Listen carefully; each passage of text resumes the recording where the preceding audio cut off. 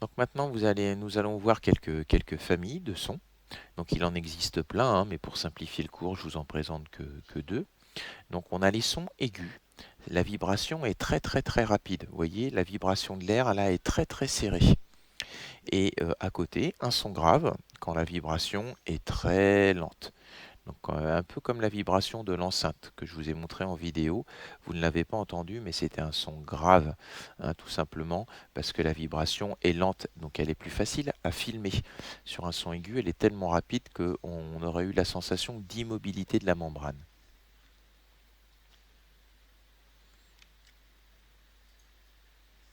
Alors, écoutons un son aigu, écoutons un son grave,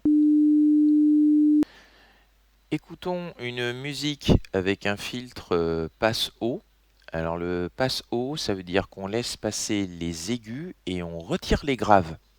Je vous fais d'abord écouter le morceau sans filtre, puis le morceau avec le filtre passe-haut. Écoutez la différence.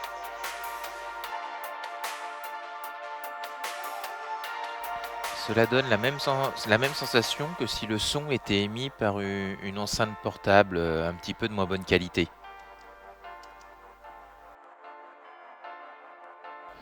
Maintenant, avec un filtre passe-bas, c'est-à-dire qu'on laisse passer les graves et on retire tous les aigus.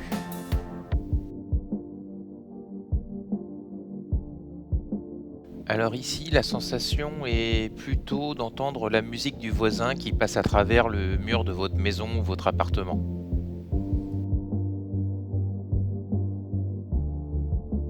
Maintenant, on va écouter une musique fortement compressée. Ça s'appelle un standard MP3. Donc pour gagner de la place, hein, les informaticiens arrivent à comprimer la musique. Par contre, si on la comprime de trop, comme pour le fichier que je vais vous passer, la musique prend plus beaucoup de place en termes de mémoire, en termes d'octets. Par contre, elle est fortement dégradée. Écoutez.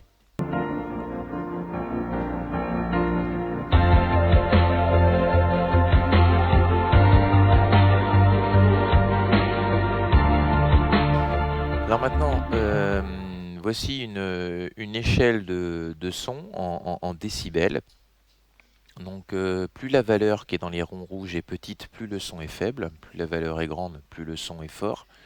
Donc vous voyez que 30 décibels, c'est une voix basse, hein, quelqu'un qui chuchote. 40, 55 décibels, on est avec des machines type lave-linge, lave-vaisselle. Vous voyez qu'une conversation normale, hein, sans personne qui crie, on est à 60 décibels.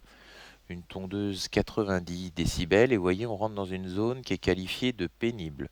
C'est-à-dire qu'au bout de plusieurs dizaines de minutes, on en a marre de ce bruit. Ensuite, nous rentrons dans du matériel qui peut rendre sourd.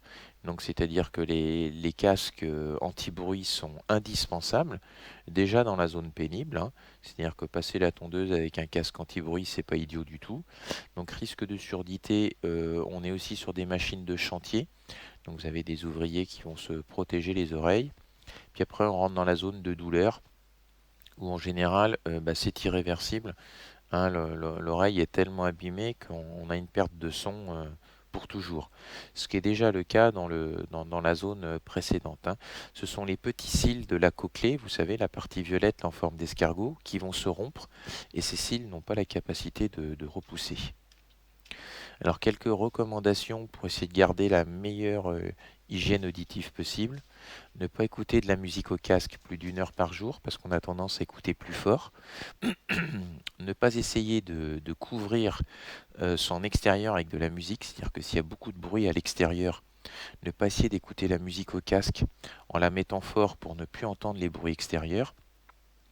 Évitez de vous endormir avec le casque parce qu'on peut passer plusieurs heures de la nuit avec un bruit important dans les oreilles et les oreilles ne se reposent pas.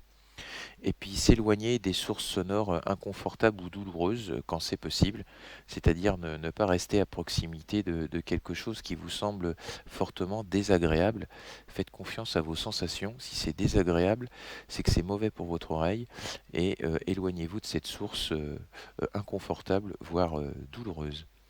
Voilà, j'espère que cette leçon a été claire pour vous. N'oubliez pas que si vous avez des questions sur le plan de travail, il y a un document qui vous attend, donc n'hésitez pas à me poser des questions sur Pronote et je répondrai sur ce document.